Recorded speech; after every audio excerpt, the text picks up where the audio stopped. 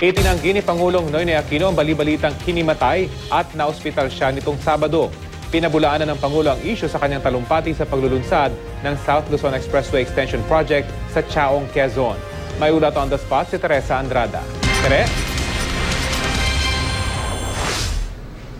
Rafi, hindi nga nagpatumpik-tumpik si Pangulong Noynoy Aquino sa pagbanat sa mga umano'y nagpakalat ng maling impormasyon hinggil sa kanyang kalusugan noong hating gabi nung Biyernes. Mga kababayan, ang kagalang-galang. Nakangiting umakyat ng entablado si Pangulong Aquino para makinig sa project briefing ng South Luzon Toll Road 4 project dito sa Tiaong, Quezon. Maayos ang paglalakad at walang maaaninag na problema sa kalusugan kung pagmamasdan ang Pangulo. Sa umpisa pa lang ng kanyang talumpati, hindi nagpatumpik-tumpik ang Pangulo sa pagbanat sa mga nagpakalat ng maling impormasyon tungkol sa kanyang kalusugan nitong hating gabi ng Biyernes. Narito ang naging pahayag ng Pangulo. Marahil narinig niyo ang kumalat na iba't ibang bersyon ng chismis nung hating gabi ng Biyernes patawid ng Sabado.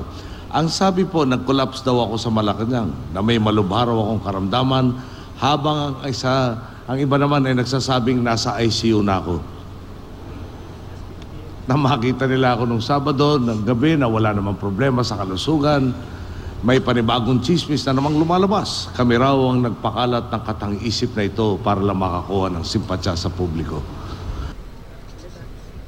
Pasado hating gabi, nagpadala ng text message ang palasyo nitong Biyernes para itanggi ang ulat na nag-collapse di umano si Pangulong Aquino habang nasa Malacanang. Ayon sa Pangulo, ginagawa raw ng kanyang mga kritiko ang magkalat ng maling impormasyon para ligawin ang publiko at isulong ang kanilang pansariling agenda. Sabi pa ni Pinoy, sa pagpapakalat ng maling impormasyon at chismis, nais ng kanyang mga kritiko na masira ang endorsement power niya para sa susunod na Pangulo sa eleksyon 2016. Habang abala raw sa pagkakalat ng chismis sa mga kritiko niya, patuloy daw ang kanyang paggawa ng trabaho at pagsasabi ng totoo, tulad na lang daw ng South Luzon Toll Road 4 Project o T34. Ang proyekto ay isang public-private partnership ng gobyerno at South Luzon Tollways Corporation na pag-aari ng San Miguel Corporation. Layo ng SLEX T34 project na i-extend ang highway mula Santo Tomas, Batangas hanggang Lucena, Quezon. Target masimula ng construction sa susunod na taon at magtatapos sa 2019. Ayon sa Pangulo, higit sa mga maling impormasyon at chismis, hindi raw papayag ang sambayan ng Pilipino na magpauto sa mga kritiko na di naman totoo ang mga sinasabi. At sa halip, ang papaniwalaan ay yung mga katotohanan na kanila nakikita tulad ng mga reforma at infrastructure projects tulad na lamang nito.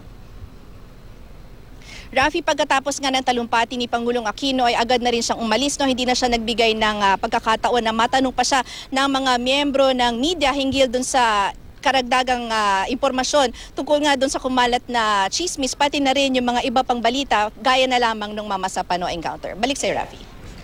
Maraming salamat, Teresa Andrada.